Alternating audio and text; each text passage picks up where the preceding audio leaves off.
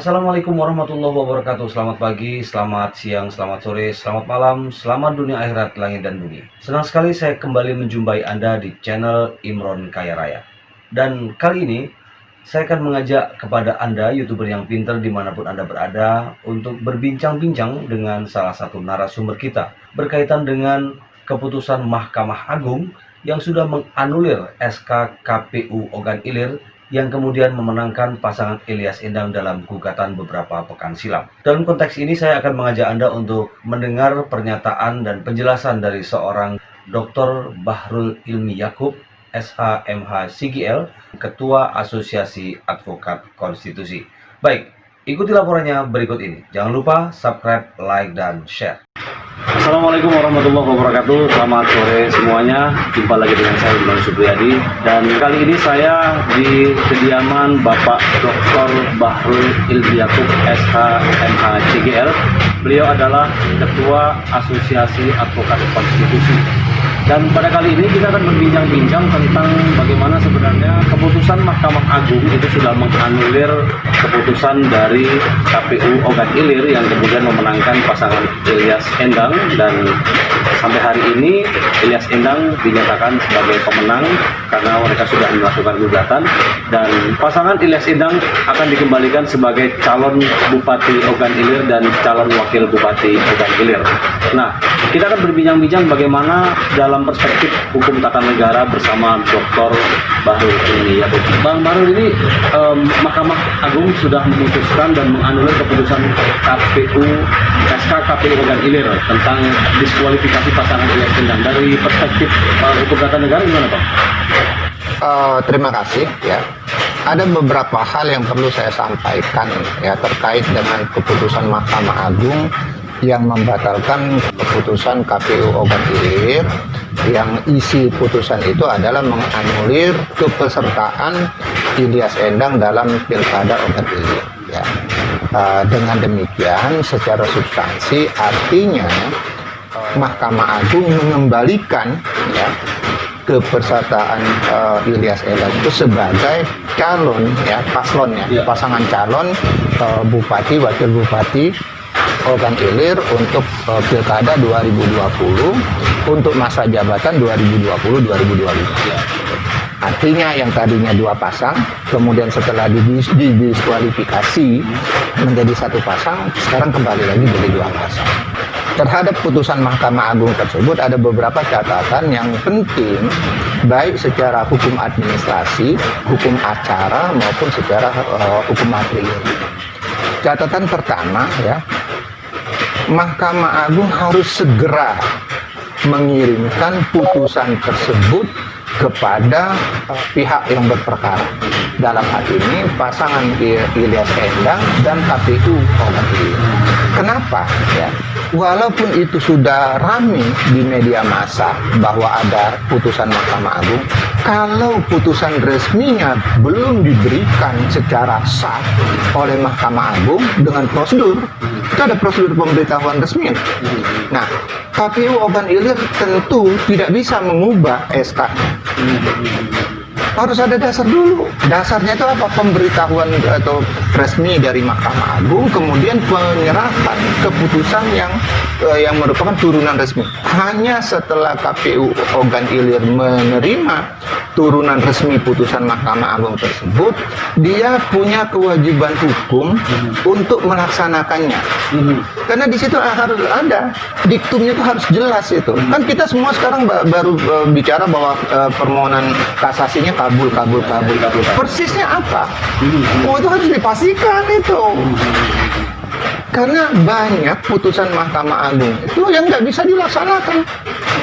Oh iya, putusan kasasi banyak yang nggak bisa dilaksanakan. Makanya nanti harus jelas amarnya itu apa. Misalnya dia membatalkan SK KPU Ogan Ilir nomor X ya, yang mendiskualifikasikan paslon Ilyas Endang. Nah, kalau sampai di situ itu debatable.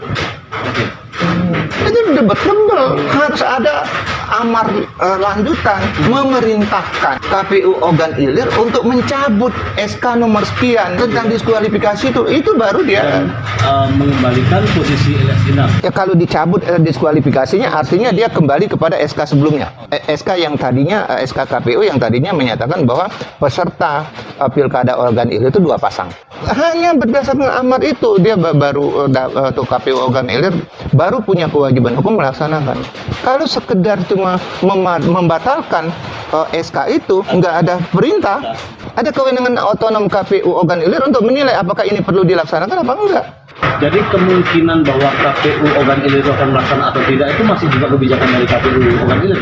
Baca dulu amarnya. Ada nggak perintah melaksanakan mencabut SK yang dari Mahkamah Agung? Kalau ada, wajib dia laksanakan. Dia cabut SK yang mendiskualifikasikan, artinya dia mengembalikan, membuat SK baru. Bukan itu prosedurnya. Jadi dia melaksanakan perintah Mahkamah Agung tersebut, mencabut SK nomor X yang membatalkan kepesertaan Ilyas Endang, kemudian menyatakan bahwa peserta Pilkada Ogan Ilir itu 2 pasang seperti SK itu, atau memberlakukan SK sebelumnya. Mencabut SK Bang. Iya, ada lanjutan enggak? Ya, membatalkan dan memerintahkan termohon untuk mencabut keputusan komisi itu, Pak. Ya. Betul, makanya yang kedua artinya ada perintah mencabut, baru dia mencabut. Karena mencabut itu nggak bisa KPU provinsi. Iya. Jadi, memerintahkan juga termohon untuk menerbitkan keputusan baru tentang penetapan pasangan calon. Berarti Ya. turunnya kata Bang tadi ya? Itu kan Abang udah bilang kan tadi. Jadi dia SK-nya dibatalkan, ya SK diskualifikasi dibatalkan, kemudian diperintahkan untuk mencabut, ya, kemudian membuat SK baru itu 1 SK. Iya. 1 SK biasanya cukup, ya. Dia menerbitkan SK baru yang isinya mencabut SK nomor X itu dan memberlakukan kembali SK sebelumnya. Selesai. Itu prosedurnya. Bang, kalau sekarang sudah ada keputusan dari Mahkamah Agung dan juga diperintahkan untuk mengembalikan, mencabut polisi kemarin. Ini konsekuensi dari hukum tata negara KPU Ogan Ilir sendiri bagaimana? Apakah itu kemudian bisa digugat balik atau gimana, Bang? Kebijakan KPU membuat SK diskualifikasi terhadap pasangan Ilyas Endang itu merupakan pelaksanaan dari rekomendasi Panwas. Istilahnya kalau di undang-undang Panwas. Orang nyebutnya Bawas, ya. Oke, terserah lah. Kalau saya sesuai dengan istilah undang-undang Panwas, ya, Panwas Kabupaten Ogan Ilir. Ada rekomendasi bahwa dari Panwas bahwa ada cacat administrasi. Kemudian KPU melaksanakan rekomendasi itu. Kenapa? Karena itu wajib. Ya. Nah, wajib dilaksanakan. Bunyi undang-undang begitu. KPU wajib melaksanakan rekomendasi Panwas. Itu bunyi itu perintah undang-undang. Nah, jadi kemudian KPU mengeluarkan SK, ya. Nah, terhadap SK yang SK secara hukum, SK pendiskualifikasian Ilyas Endang yang dikeluarkan oleh KPU itu merupakan pelaksanaan perintah jabatan, perintah undang-undang, kemudian harus dilaksanakan oleh KPU sebagai penyelenggara pilkada. Perintah jabatan itu. Nah, terhadap perintah jabatan, kebijakan yang merupakan pelaksanaan dari perintah jabatan, ya, tidak bisa dituntut secara pidana. Nggak bisa, karena dia punya kewenangan otonom. Konsekuensinya apa? Konsekuensinya yang paling tinggi konsekuensinya, ya, pertama terhadap keputusan sudah dinilai dan dianulir, sudah selesai. Itu namanya pengawasan berjenjang, dalam hal ini pengawasan keputusan oleh pengadilan. Kemudian ternyata menurut pengadilan Mahkamah Agung keputusan itu salah.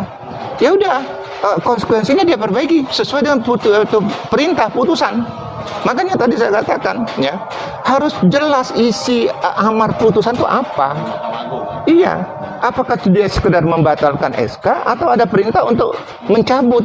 Ada perintah nggak mencabut? Kalau nggak punya perintah untuk mencabut, KPU kembali dia punya kewenangan untuk menilai apakah itu perlu dicabut apa enggak. Kalau misalnya sekarang kan begitu munculnya ada putusan Mahkamah Agung yang membatalkan SK KPU nomor X tadi, ada desakan dari masyarakat, dari beberapa kelompok bahwa ini KPU Ogan Ilir sudah dipecat saja karena memang itu sudah tidak bisa dipercaya. Dalam perspektif apa, dalam hukum tata negara bisa nggak? Nggak bisa.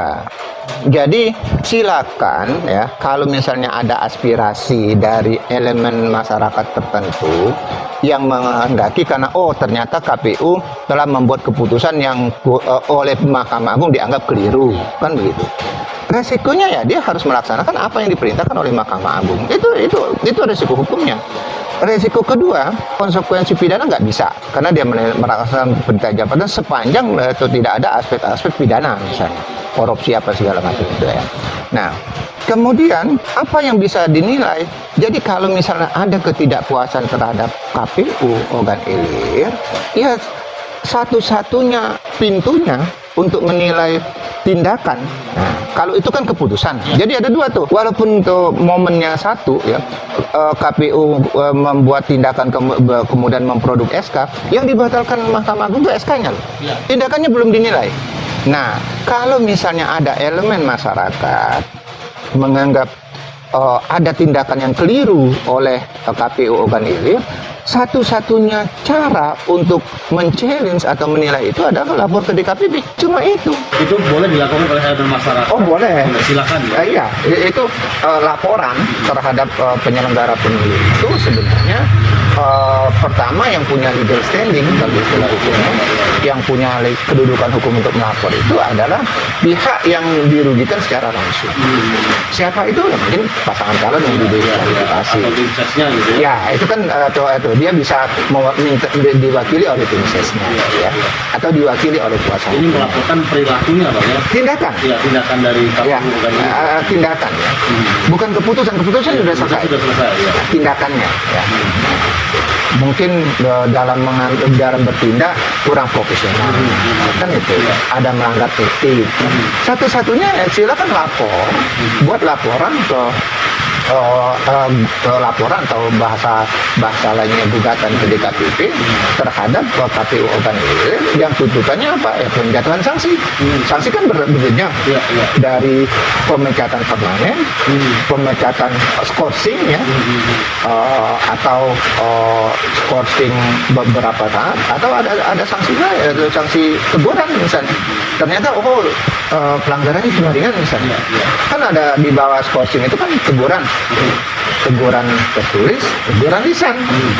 Nah silakan nanti DKPP menilai itu. Kalau misal tadi Abang Sugeng, kalau ada indikasi misalnya, ada dugaan korupsi di situ, itu masuk dalam perlakuan. Itu baru ranah pidana. Nah, itu baru ranah pidana dan ada aturan untuk hal atau perkara pidana yang terkait dengan pilkada, kan ada perintah dari Kapolri bahwa itu ditunda sampai pilkadanya selesai. Nah, kemudian putusan Mahkamah Agung ini ke KPU organ hilir, apakah mungkin Bang secara hukum tata negara kemudian nanti proses pilkada 9 Desember ini kemudian akan diambil alih oleh KPU Sumsel atau tetap bisa berjalan? Ada alasan untuk pengembalian itu, enggak serta merta. Ya, enggak semudah itu. Ada alasan undang-undangnya loh. Baca dulu alasan pengembalian itu. Enggak bisa. Karena SK-nya dibatalkan lantas dianggap enggak kredibel, kemudian kewenangan penyelenggaraan diambil oleh KPU Sumsel. Enggak semudah itu. Ada alasannya. Antara lain, alasan untuk pengambil alihan itu adalah pertama, KPU dianggap tidak mampu menyelenggarakan pilkada itu. Itu satu, ya. Artinya kan kemampuan untuk menyelenggarakan. Yang kedua, alasan untuk pengembalian oleh KPU yang lebih tinggi, dalam hal ini KPU provinsi ya, ternyata jumlah komisioner itu kurang dari 2/3. Tidak bisa menyelenggarakan rapat pleno untuk mengambil keputusan. 5 kan jumlah anggotanya, misalnya cuma anggotanya cuma 2, kan gitu. Kalau 3 masih mungkin ya. 2. Itu alasannya ya. Pertama, secara profesional dia tidak mampu. Yang kedua, jumlah komisionernya tidak mencukupi, tidak korum. Akibatnya apa? Nggak bisa mengambil keputusan. Baru kemudian bisa diambil alih. Kalau persoalannya tidak bisa ya? Tidak bisa otomatis, harus dinilai dulu. Yang paling mungkin adalah untuk sekarang penyelenggaraan pilkada tetap oleh KPU organ hilir, tapi dengan supervisi. Supervisi secara berjenjang ada di KPU provinsi. Tapi kalau karena ini dianggap quote unquote ada masalah ya, masalah integritas misalnya atau kredibilitas, ya supervisi langsung. Jadi itu pelanggaran yang dianggap oleh publik sebagai pelanggaran moral dalam tanda kutip yang dilakukan oleh KPU organ hilir karena sudah dibatalkan oleh MA itu tidak pertama bisa. Nggak bisa, itu asumsi. Hanya putusan pengadilan atau putusan DKPP yang punya validitas hukum atau yang sah secara hukum untuk menilai tindakan KPU organ hilir. Baru kemudian setelah itu apakah? Nah, baru kemudian ada tindakan lanjutan. Sepanjang nggak ada putusan DKPP atau putusan pengadilan yang menyatakan dia salah, nggak bisa. Jadi KPU organ hilir tetap harus menjalankan. Bang Bahrul, terima kasih pemirsa. Baru saja kita dengar obrolan kami bersama Dr. Bahrul Ulumi Yaakob, Ketua Asosiasi Advokat Konstitusi. Dan saya Indro Subriyadi, terima kasih, selamat sore dan wassalamualaikum warahmatullahi wabarakatuh.